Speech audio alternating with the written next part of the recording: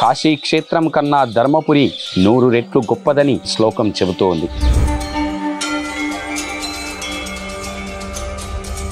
నవనారసింహ క్షేత్రాల్లో ఒకటిగా విరాజిల్లుతున్న ధర్మపురి శ్రీ లక్ష్మీ నారసింహ స్వామివారి క్షేత్రం స్వామివారికి 8 దిక్కుల ఆంజనేయ స్వామివారు కాపులా ఉన్నారు. దాన్ని అష్టదిగ్బంధనం అంటారు. ఈ నదిలో స్నానం చేసి పితృదేవతలకు శ్రాద్ధ విధులు నిర్వహిస్తే ముక్తి కలుగుతుందంటారు.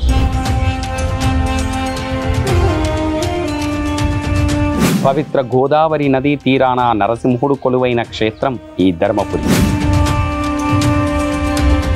దాన ధర్మాలు చేయకుండా ధర్మపురి రావాలి.